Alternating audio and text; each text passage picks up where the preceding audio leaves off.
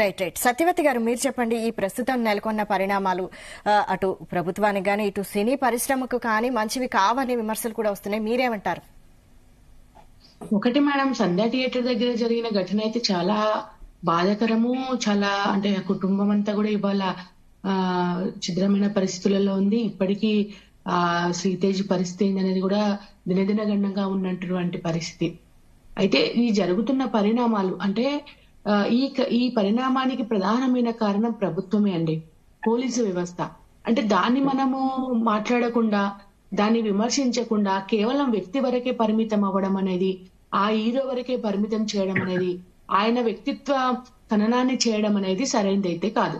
అంటే బాధ్యతాయుతమైనటువంటి ప్రభుత్వము అసలు పర్మిషన్ ఇవ్వడమే చాలా తప్పు. అంటే ఇంతింత టికెట్లు రేట్లు పెంచి ఆ సినిమాని ఇవాళ అల్లు అర్జున్ తో స్టార్ట్ అవ్వలేదండి. ఒక్క పుష్ప 2 తోనే ఈ వ్యవహారం అనేది స్టార్ట్ అవ్వలేదు.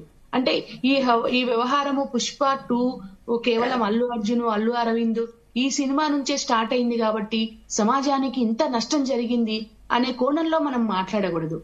ఇంతకన్నా ముందు నుంచే సినీ రంగంలో ఉన్నటువంటి ఒక బాహుబలి సినిమా కావచ్చు, లేకపోతే అంతకన్నా ముందు సినిమా చిరంజీవి సినిమాలు కావచ్చు, చాలా సినిమాలు, పవన్ కళ్యాణ్ సినిమాలు కావచ్చు, చాలా సినిమాలు, మగధీర సినిమా కావచ్చు, చాలా సినిమాలు వాళ్ళు టికెట్లు రేట్లను హైక్ చేసి ప్రజల్లోకి వదిలినటువంటి పరిస్థితి.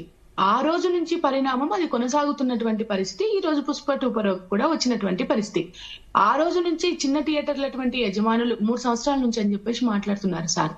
3 సంవత్సరాల నుంచి అంటే 3 సంవత్సరాల నుంచి కూడా వాళ్ళ పరిణామం అవి తీసుకోవాల్సింది. అంటే ఈ యొక్క ప్రభుత్వం చేస్తుందా, గత ప్రభుత్వం చేసింది, అంతకన్నా ముందు ప్రభుత్వం చేసింది, అసలు ఎప్పటి నుంచో స్టార్ట్ అయినటువంటి పరిణామం ఇది. కాబట్టి దాన్ని మనం మాట్లాడకుండా కేవలం ఒక అల్లు అర్జున్నే పుష్ప 2కే ఇలా చేశారు అనే కోణంలోకి మాట్లాడడం అనేది అయితే సరైంది కాదు. ఒకటి. రెండవది, ఇక్కడ రాజకీయ కోణం అనేది స్పష్టంగా కనిపిస్తుంది మేడం. ఇప్పుడు ఏ విషయమైనా తీసుకోండి. ఇప్పుడు ప్రభుత్వం ప్రజలకు చేయాల్సినటువంటి పాలన విషయంలో జీరో. ప్రభుత్వము ప్రజలను అంటే ఒక ఉన్నత స్థితికి తీసుకొచ్చే పథకాలు ఏవైతే ఇవి అని చెప్పేసి మాట్లాడారో పదే పదే కాంగ్రెస్ వాళ్ళు, అవి ఇంప్లిమెంట్ చేయడంలో జీరో అయిపోతున్నటువంటి పరిస్థితి. ఇప్పుడు లగచర్ల విషయమే తీసుకుందామండి. వాళ్ళందరూ కూడా వాళ్ళ భూములు తీసుకోవద్దని చెప్పేసి దాదాపు 32 సార్లు ప్రభుత్వాన్ని కలవడం జరిగింది, ప్రభుత్వంలో ఉన్న పెద్దల్ని కలవడం జరిగింది. వాళ్ళ గోడును వినిపించుకొని ప్రభుత్వము రేవంత్ రెడ్డి గారు ఒక ఘటన చాలా బాధాకరం. అందులో ఏ మాత్రం కూడా ఇబ్బంది పడాల్సిన అవసరం లేదు, ఖండించాల్సిందే, చాలా సీరియస్ గా ఖండించాల్సిందే. కానీ ఆ వ్యక్తి వరకు పరిమితం చేయడం అనేది సరైనది కాదనేది నేను మాట్లాడుతున్నాను. లగచర్లలో రేవంత్ రెడ్డి గారు పేరు రాసి చనిపోయినటువంటి వాళ్ళ పట్ల మరి ఎలాంటి చర్యలు ఉండవా? అంటే ఎట్లా చూస్తున్నారు పోలీసు యంత్రాంగం గానీ లేకపోతే సమాజం గానీ ఘటనని ఏ విధంగా చూస్తున్నారు అనేది ఇక్కడ ప్రధానమైనటువంటి అంశం. ఇవాళ అల్లు అర్జునే ఐకాన్ స్టార్ కాబట్టి ఆయన వ్యక్తిత్వాన్ని కలనం చేసి ఇందులో పాలిటిక్స్ ఉన్నాయి, రాజకీయాలు ఉన్నాయి అయితే స్పష్టంగా అర్థమవుతుంది.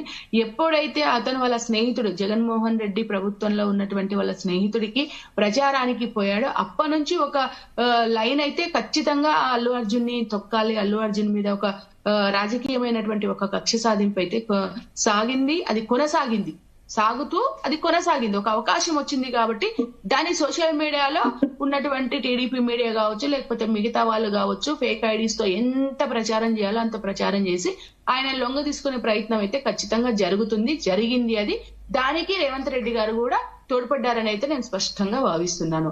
ఇందులో ఇంకొక రకమైనటువంటి చర్చ లేవు. అయితే ఇందాక జయరాం గారు మాట్లాడినటువంటి కావచ్చు, ఈసారి మాట్లాడినటువంటి అంశాలు కావచ్చు, మేము బీఆర్ఎస్ గా దాన్ని సపోర్ట్ చేస్తున్నాము.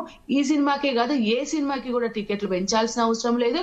పబ్లిక్ లో ఏదో జరిగిపోతుంది, ఈ సినిమాల వల్ల మొత్తము ప్రపంచమే మారిపోతుంది, మన జీవితాలు బాగుపడిపోతున్నాయి అని చెప్పేసి ఒక నటుడిని చాలా గొప్పగా చూడాల్సిన అవసరం ఏం లేదు.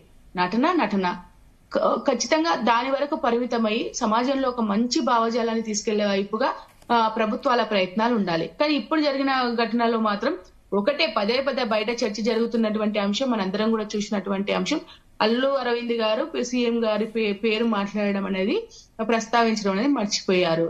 గుర్తు పెట్టాలి, ఈయన ఖచ్చితంగా నా పేరు నిద్రలో కూడా గుర్తు రావాలనుకున్నారేమో మరి రేవంత్ రెడ్డి గారు.